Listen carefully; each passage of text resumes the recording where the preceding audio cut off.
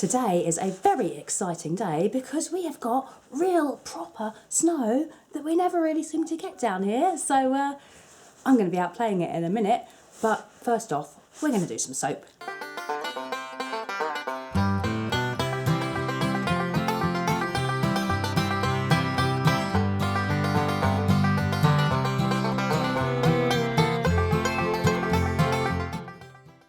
Hey everyone, welcome back to our channel. I'm Anne from the Sussex Handmade Soap Company, and today we're going to be making our Christmas candle soap. I just had to film the intro outside because those of you that have seen probably a fair few of my previous videos will know that when we actually get snow here in the UK, I absolutely love it. So I wanted to show you, this is probably the most snow that we've actually had in 5 or 6 years.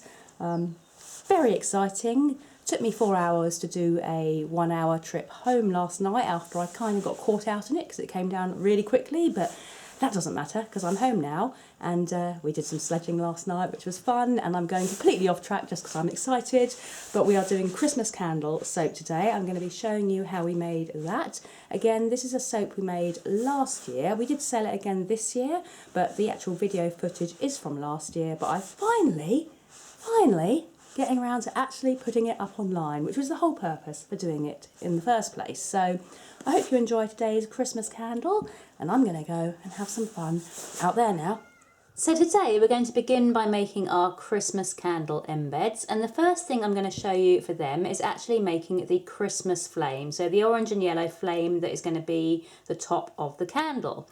And to do this we are yet again using the large extruder from iDream in Soap, and we are actually using the small extruder discs also from iDream in Soap. And it's actually a little bonfire design set that she sells. We don't need this bit, this would be for the wood at the bottom of the bonfire, so we don't need that part, but I just thought I would show you. And we are going to adapt the kind of bonfire to actually be the flame of our candle. So we're going to do this part in orange, and we're going to do this part in yellow. I'm going to show you with the orange first. So I've already rolled out my soap dough, and I'm going to place it into the extruder. Then I'm going to put the extruder together, so little flame into the end of the extruder, screw the end on, and then I'm going to put this together and we're going to extrude some fire. So you can see there it is all ready to be extruded. Our moulds are just over 16 inches in length, so I'm going to be extruding these to a length of 17 inches just to be sure they will be long enough. I've got my tape measure out so I can measure that, and I'm just gently squeezing. I know you can't actually see me doing this, but if I turn around like this, I'm just gently squeezing the handle, and that is what is extruding the end of the dough here like this. So just nice, slow, gentle squeezing. It is firm, but I just find just going firm but gentle, if you can indeed do those two things at the same time. And that extrudes one line of Christmas candle, which I'm now going to chop. So that is one line of Christmas flame. I'm going to put it to one side now and extrude a few more because I'm doing 4 loaves of Christmas candle today, and it is 2 candles per loaf, so I need 8 of those extrusions. So I will get on with them now, then we'll jump back in and we'll show you the middle part of the candle. So the orange part of the candle flame is now done, so I'm going to switch to some yellow soap dough. I haven't got a lot because this next bit is actually just going to be really small anyway. Popping the soap dough in, I have added the little extruder disc there, and I'm just going to again screw it all together and then extrude some little yellow central candle flame extrusions. So again, squeezing the end of the extruder until I feel the resistance and know that it has reached down to where my dough is, which is about now, and now gently squeezing until it comes out the end, and then I'm just gently guiding it out with my fingers. This dough is actually a tougher dough than the last one, so I'm just going to ask Wayne to come in with his hand. We'll go to the edge of the camera view, and he's just going to help guide that out so I can squeeze the extruder with both hands and get this yellow extruded.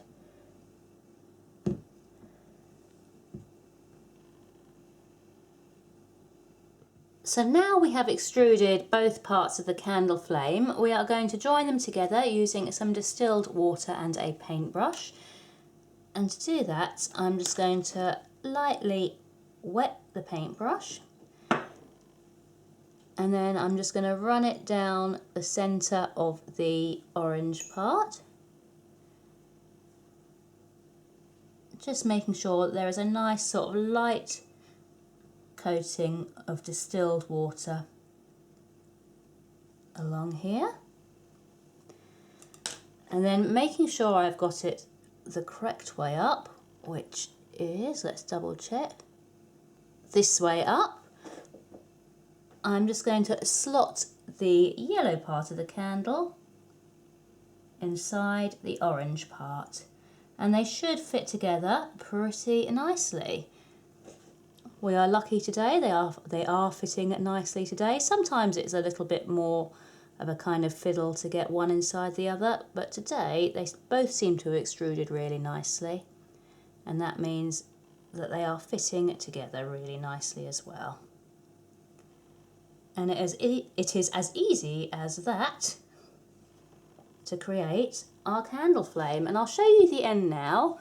That is not kind of doing it justice. In the final soap it will look, I think, a lot better, but that is the kind of rough idea of what we are going to be achieving in our soap today. So that is the top part of the candle, and now I need to show you how we made the bottom part of our candles.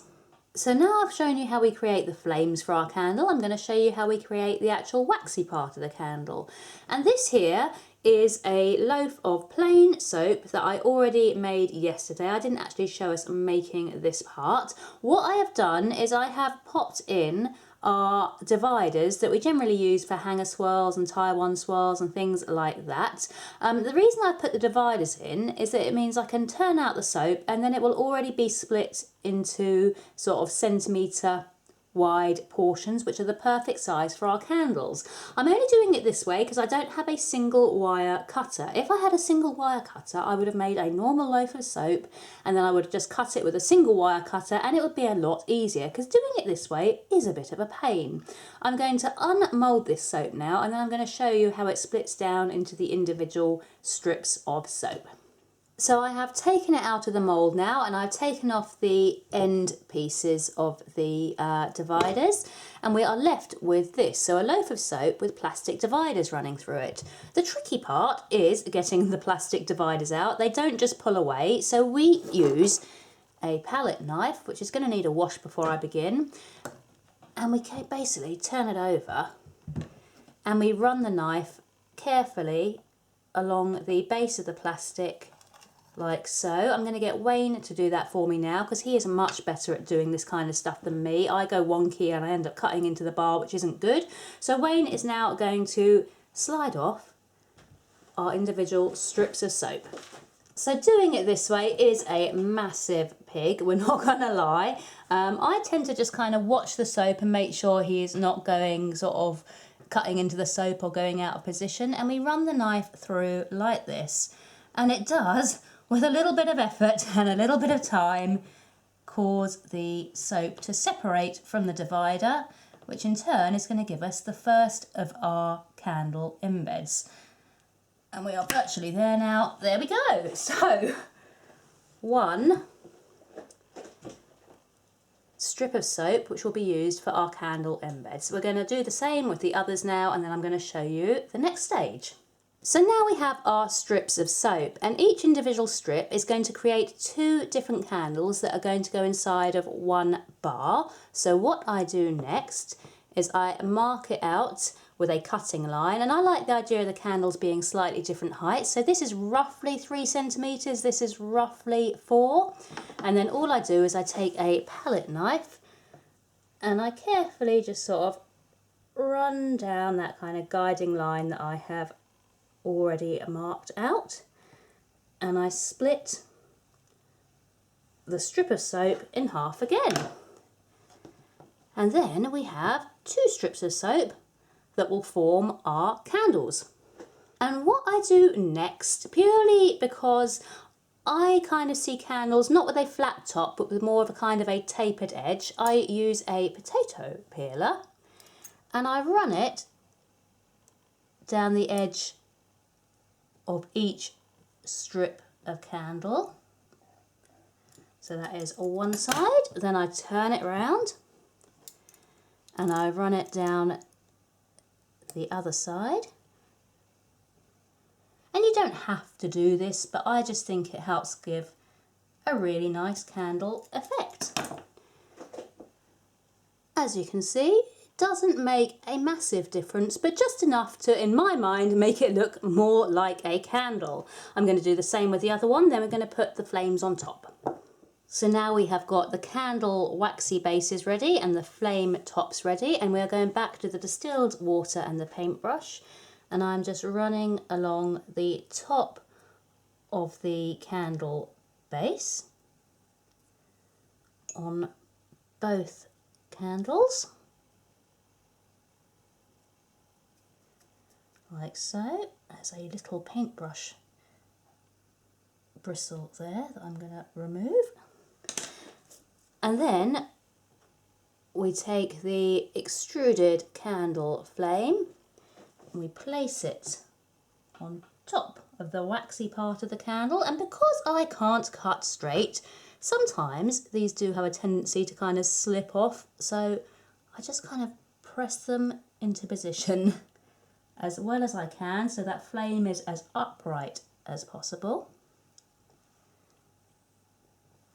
And then we have one candle which is going to be used inside of the soap we are making today. We do the same with the second flame. Again, just pressing it into position. And then I'm going to leave these just for, I don't know, an hour or so, just so they kind of stick nicely. And then we're going to make the Christmas candle soap. There you go. There's the second candle. So the first thing I'm going to do before we actually start making the soap is get our embeds positioned into our mould. I'm going to place the taller one just here, and they are slightly wonky, but that really isn't going to matter because it's not going to be at all noticeable when the final bars are cut. And then I'm going to place the shorter candle just down next to it. And the rest of the soap making is really, really easy. It is just a little bit of clay, a little bit of smell, and some pouring. So a really easy peasy Christmas design today. So today I'm actually making enough soap batter to do 3 moulds worth of candle soap, even though we are actually only showing us making the one. So all the ingredients are for 3 loaves worth, not just for 1. The first step is going to be adding our lye into our water, which I am going to show you today very carefully over here. As you know, I normally do my lye over in my sink, but today, because we are adding our colourant to our lye water, I want to actually show this step. So I'm carefully getting the lye into the water, and then I'm going to stir it to dissolve. And I'm now going to add in some Dead Sea clay powder to our lye water.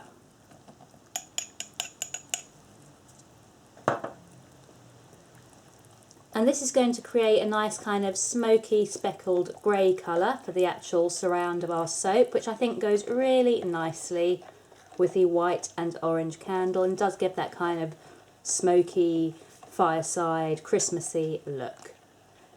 And once I've made sure this is stirred in nicely, I am going to take it over to the sink and just leave it to cool down to the correct temperature. So off camera, I have added the cooled lye water into the melted oils, and I'm now just going to add in our fragrance oil. Today we are using Fireside by Candleshack. Oh, and we are at, by the way, quite a light trace today. We have blended to a light trace. Nearly forgot to say that. Fireside by Candleshack. To me, it is reminiscent of perhaps like a male aftershave or something. It has got a kind of smoky edge to it. To be honest, it's not my favourite fragrance. I don't dislike it.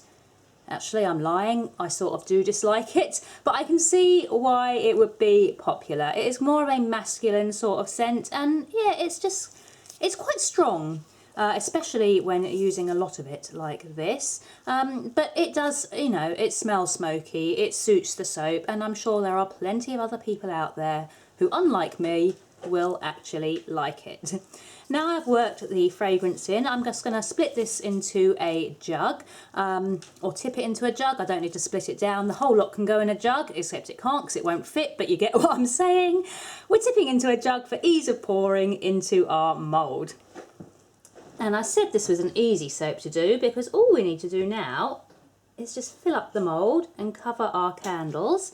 The only thing to be wary of is to make sure the candles don't move or shift. So I am trying to fill it up quite evenly. So I'm filling down one side, then I'm filling down the other side, then I'm filling in the middle, and there is slight movement on the candles that I can see at the minute, but that is absolutely fine. We just don't want them to raise up or massively shift. So I find doing it bit by bit, slow and steady, definitely works. And this is all there really is to this soap. Just colouring the batter, pouring, and then texturing the top. The hardest part by far is creating the candle embeds, but once they are done, well, the rest of it is just easy. And just covering the top of that last candle now, and then making sure the mould is nicely filled. And then I'm going to give it a shake and a tap down to release any air bubbles. Then we're going to leave it to firm up for a few minutes, and then we are going to come back and texture the top. Right, so I've just checked and the soap is just about firm enough to hold our design. I've done a little tester here, and as usual I am using the back of the spoon technique. That is pretty much the only technique I've used on any of our Christmas soaps, just because it is so simple, so effective, and as you guys know, it is my favourite texturing technique. So just running down the centre of the soap to create that nice peak in the centre, and then turning the loaf round and repeating down the other side. And I think this looks really nice on the candle soap. I think it just gives it a really nice finish. So there we go, one loaf of Christmas candle soap completed. We'll pop it to one side for 24 hours and then we will be back and then we will chop it up and see how it's looking. So we are back with the finished soap loaf ready for cutting now. It's actually been quite a lot more than 24 hours. It's been a few days since we made this one, so I'm hoping it is not too firm for cutting. It is firmer than usual, but those wires are still going through.